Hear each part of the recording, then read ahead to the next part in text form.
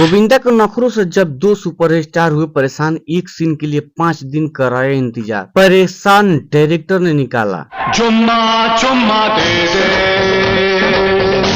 चुम्मा चुम्मा। गोविंदा नबी के दशक के सबसे लोकप्रिय प्रिय अभिनेताओं में से एक रहे हैं। उन्होंने इंडस्ट्री को कई सुपरहिट फिल्में दी हैं। उनकी लोकप्रियता का अंदाज इसी बात से लगाया जा सकता है कि एक समय पर गोविंदा के पास एक साथ 30 से ज्यादा फिल्में थीं। अपनी फिल्मों के साथ ही गोविंदा अपनी लेट लतीफी की आदत को लेकर भी मशहूर थे। एक दूसरे से करते हैं प्यार हम। गोविंदा एक समय पर बॉलीवुड के टॉप एक्टर होते थे। दर्शकों के बीच उनका ऐसा क्रेज था कि फिल्म मेकर्स उनके नखरों को भूलकर उनके साथ काम करते थे। सारी गिरधारी बुलाता मेरे को, औकात में रहकर बात कर मालिक से। गोविंदा की लेट लतीफी की किस्से वैसे भी इंडस्ट्री में मशहूर हैं। उनकी लेट लतीफी की आदत से डायरेक्टर तो परेशान थे ही, उनके साथ काम करने वाले कई एक्टर्स भी उनकी इस आदत से परेशान हो चुके थे।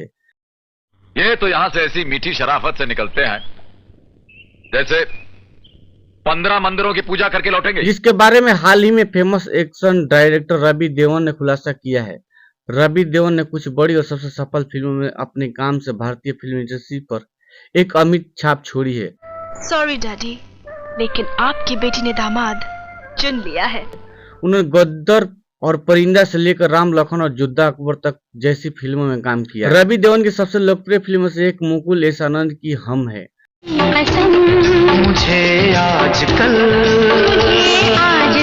हाल ही में उन्होंने एक इंटरव्यू में 3 सुपरस्टार अमिताभ बच्चन, रजनीकांत और गोविंदा वाली फिल्म हम के बारे में कुछ खुलासे किए।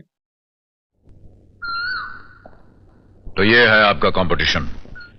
आप जरा इस कंपटीशन को घर लाने का कष्ट करेंगे।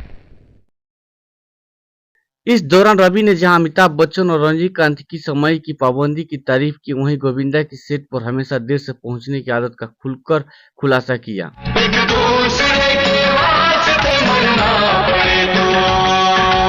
रवि आगे कहते हैं, अमित जी और रजनीकांत जी, अगर आप उनको बोलो सुबह 7 बजे आ जाओ तो सर 6 बजे आ जाते थे। शाम को उसका और गोविंदा 2 बजे तक प्रॉब्लम होता था टाइमिंग का। ठीक है, मैनेज करना पड़ता है कभी कभी।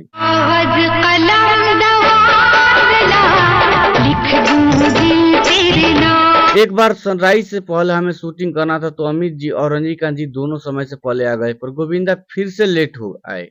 ऐसा 4-5 दिन तक चलता रहा, जिसके बाद शूटिंग कैंसिल करना पड़ा। तू उधर ठहर जा, हम लोग बेंगलुरु आ रहे हैं। हाँ, आप लोग जल्दी पहुंचे भैया, मैं तभी तक पूछताछ करता हूँ यहाँ पर।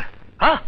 रवि कहते हैं, गोविंदा को देरी क्यों होती थी ये तो मुझे नहीं पता, पर वो कभी सेट पर समय पर नहीं आते थे। उनके साथ इंडस्ट्री के 2 सुपरस्टार काम कर रहे थे, फिर भी उन्होंने अपनी देरी से आने की आदत कभी नहीं बदली।